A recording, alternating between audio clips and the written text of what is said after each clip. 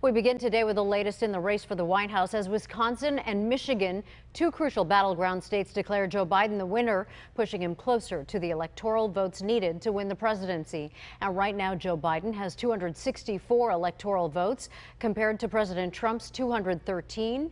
And we are still awaiting results from several states, including Pennsylvania, North Carolina, Georgia, Nevada, and Alaska, which aside from Alaska are all swing states. And this afternoon, Joe Biden spoke about being declared the winner in Wisconsin, saying that he believes when the votes are counted, he will win the presidency. And we'll have his message and the latest from his campaign in just a moment. But we begin at 4 o'clock with Fox 5's Raquel Martin live in Washington, D.C., where the Trump administration is now vowing to fight those results. Raquel, thank you so much. We know you've had a very long day. How serious is the Trump campaign about these legal challenges?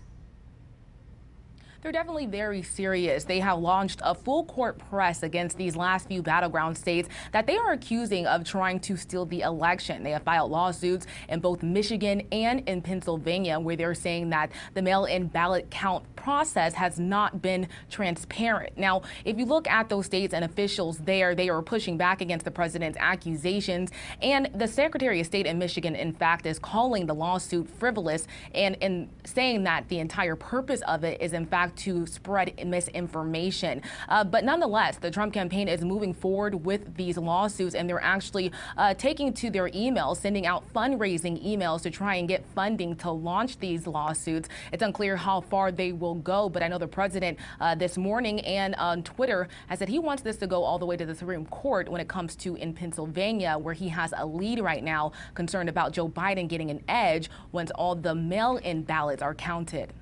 And we did hear, obviously, from Joe Biden today, but we heard from President Trump's campaign, but not from himself. Now, aside from a series of tweets, why do you think he hasn't come out and spoken publicly today? It's really unclear at this point. I reached out to the White House to try and get some clarity as to why we are not hearing from the president tonight.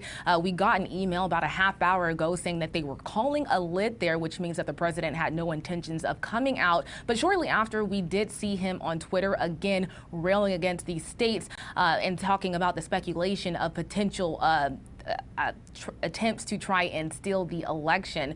So right now it's unclear why we aren't hearing from the president. We are waiting at this point on Twitter to see where the president's head is at. But it looks at this point that he is really looking for a fight right now to try and secure enough ballots and try and get to that 270 electoral college count that he needs. But right now, Joe Biden is edging closer and closer to. All right, well, we'll just have to wait to see, as usual, as it is with elections. Raquel Martin, get some rest. Thank you so much.